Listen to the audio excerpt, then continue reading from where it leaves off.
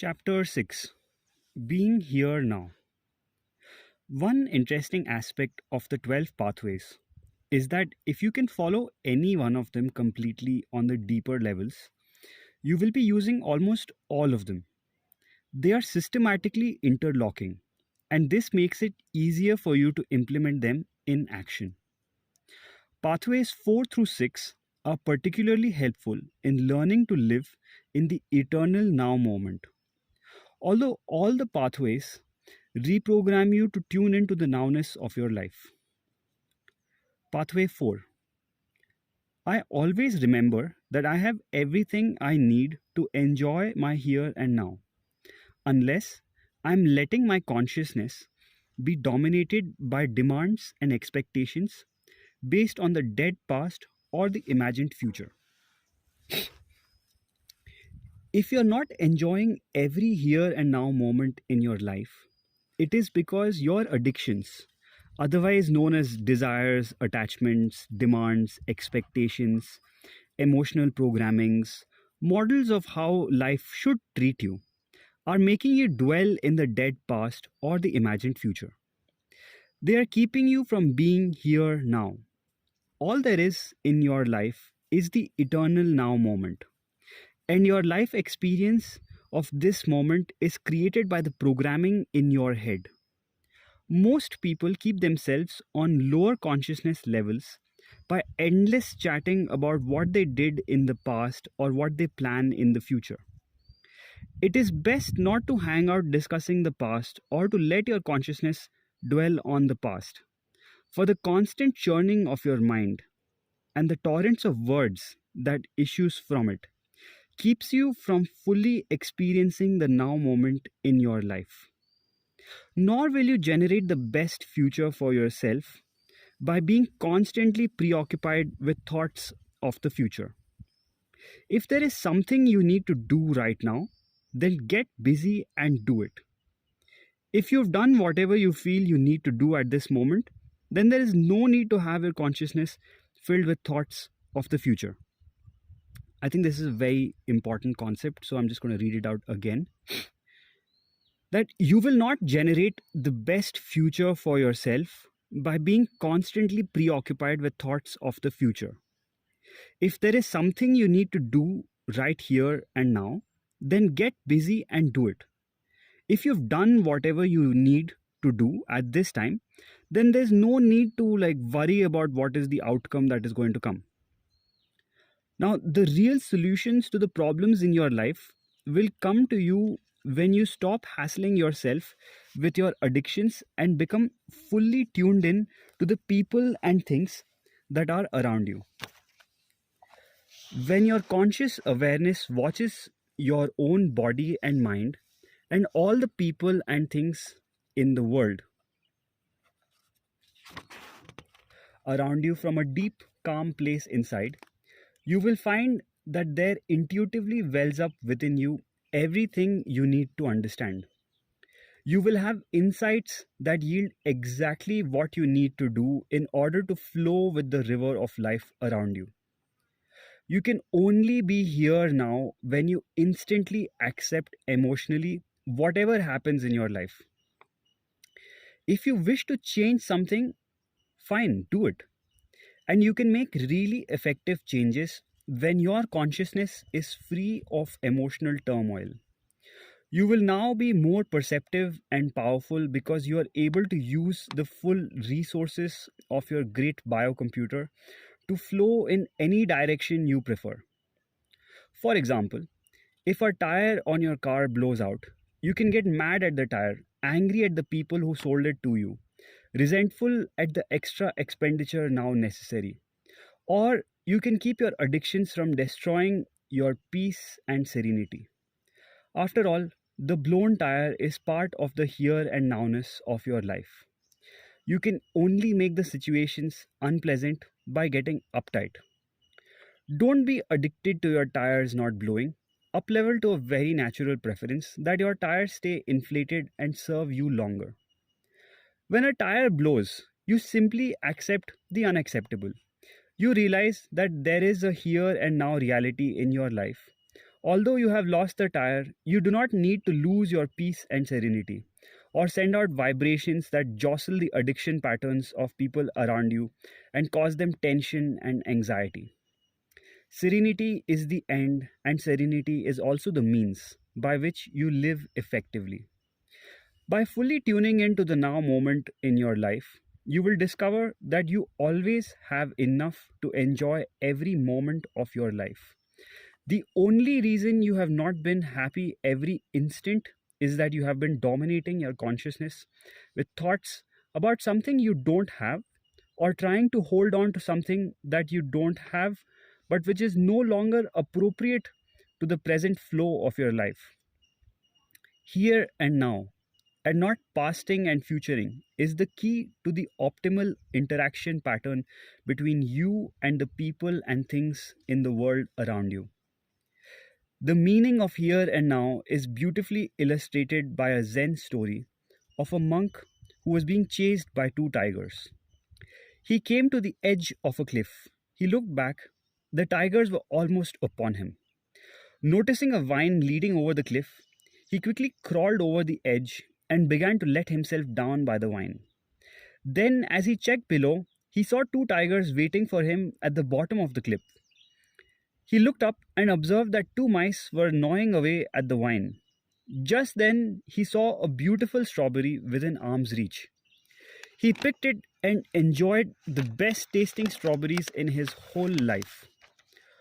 Although only minutes from death, the monk could enjoy the here and now. Our life continuously sends us tigers, and it continuously sends us strawberries. But do we let ourselves enjoy the strawberries, or do we use our valuable consciousness worrying about the tigers? Notice that the monk fully responded to the physical danger in the most intelligent way. He ran away from the tigers. He even scrambled down the cliff while hanging onto a vine. And having done this, he remained fully in the here and now to enjoy whatever life offered him. Although death was only minutes away, he did not let the thoughts of the future terrify him.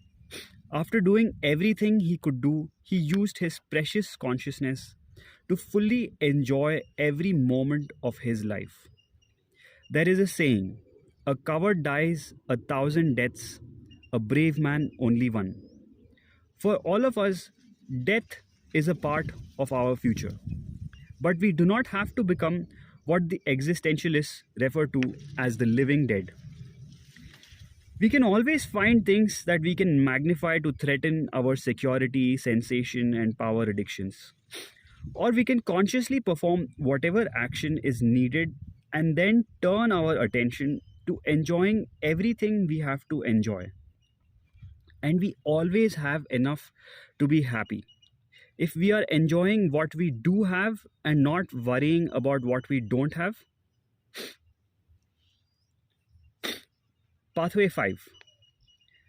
I take full responsibility here and now for everything I experience. For it is my own programming that creates my actions and also influences the reactions of people around me. Whenever you are unhappy, your emotions are telling you that people and things are not fulfilling the addiction patterns you have programmed into your biocomputer. But you usually do not talk to yourself in this realistic way. Instead, you blame your unhappiness on somebody or something outside of you. You say things like, Mary makes me jealous or Bill makes me mad. But what is really happening is that someone is doing things that do not conform with the patterns of your addictions. And your addictions are making you unhappy.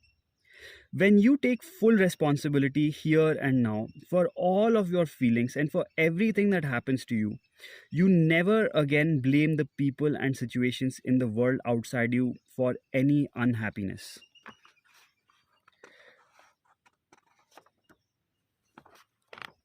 You realize that it is an evasion to blame others. You've been doing it to yourself. You can stop being a mechanical computer like person who views himself as pushed around by the world when you realize that only you can push yourself. You begin to see the connection between your emotional programming and your suffering. You start doing something about it, which means reprogramming yourself. Your mind creates your universe, your expectations, demands, hopes, fears, addictions, motivations, past experiences, your language system, your individual accumulation of ideas, theories, and intellectual stuff, your emotions, the structure and functioning of your nervous system, and the feedback from your entire body all interact in a complex way to produce your perception, the picture you create from the energies you receive through your various senses from people and things around you. Your perceptions are thus a joint phenomena of the observer and the observed. You receive a feedback from the people and things around you that continually modify your processing of incoming sensory data. For example, a loving person lives in a loving world. As loving individuals flow through their moment to moment lives, their gentle, accepting consciousness is mirrored by the people around them. As the Proverbs remind us, a soft answer turneth away wrath. Similarly, a hostile person lives in a hostile world.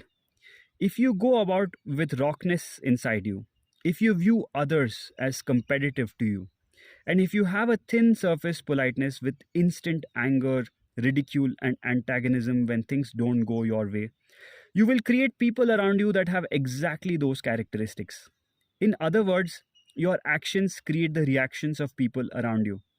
Except when you're with people living in the fourth or higher center of consciousness, conscious beings remain loving and centered no matter how tense the drama around them. The world thus tends to be your mirror. A peaceful person lives in a peaceful world. An angry person creates an angry world.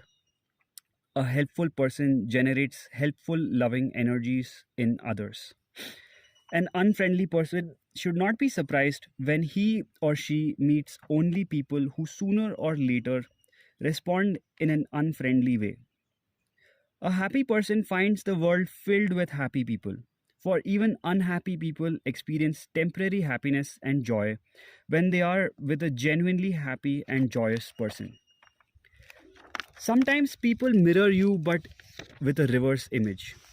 When you're addicted to one side of a polarity, you can create the opposite polarity around you.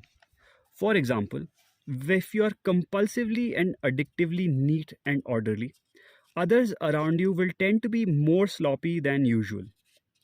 If, on the other hand, you are addictively sloppy, you can create neatness responses around you. The polarity of your programming may evoke an opposite ego response in the people with whom you interact. As you grow in consciousness, you begin to realize the hundreds of ways in which you create the consciousness of everyone around you. And of course, they reciprocally play a part in determining the contents of your moment to moment consciousness. This feedback of consciousness offers exquisite cosmic humor when you clearly see what is really happening. As you understand your polarities and free yourself, you begin to tune into everyone in their deeper levels of being. When we are alike and experience oneness together. When you free yourself of your addictions, you help to free others of their addictions. Your predictions and expectations are thus self fulfilling. Since your consciousness creates your universe, all you have to do is to change your world, is to change your consciousness. It's the only way to live in a beautiful, joyous world. As you learn to use the 12 pathways to become a more loving, conscious being, you will find yourself living in an ocean of loving, conscious beings. Without trying to change others, you will be acting in a way that is maximally effective in helping others become more loving and conscious. Pathway 6. I accept myself completely here and now and consciously experience everything I feel, I think, say, and do, including my including my uh, emotion backed addictions as a necessary part of my growth into higher consciousness. The living love way to higher consciousness is based on the instant emotional acceptance of the here and now, of that which you previously regarded as unacceptable in your life. Acceptance simply means that you won't cause yourself emotional conflict because of your current perceptions. Emotional acceptance doesn't mean that you have to continue living the rest of your life with any particular person or situation. You are free to do anything you prefer to do, but don't be addicted to the results of your actions. If someone does something that hurts your ego, you will grow fastest if you consciously regard him or her as your teacher who is enabling you to discover which addictions you will have to reprogram. You really savor living when you consciously experience everything that you feel and do as taking part or taking place in the theater that we call our world. You see yourself and others as actors in the daily drama of life. But the real you is not your body or mind. It's not the actor.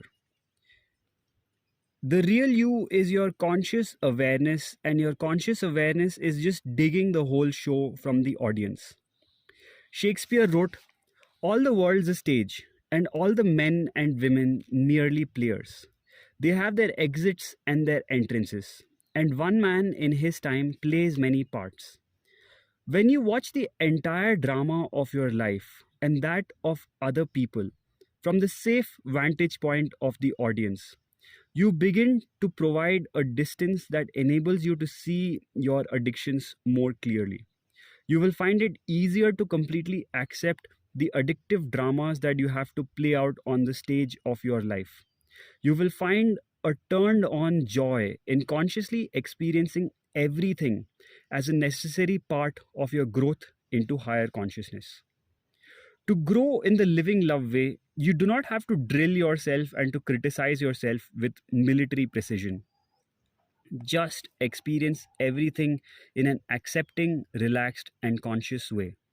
And realize that every one of your experiences is perfect for your here and now growth into higher consciousness. Your addictions will gradually fade away when you use the living love pathways to consciously interpret your moment to moment stream of consciousness. Don't push the river, just experience the river consciously from the vantage point of the 12 pathways.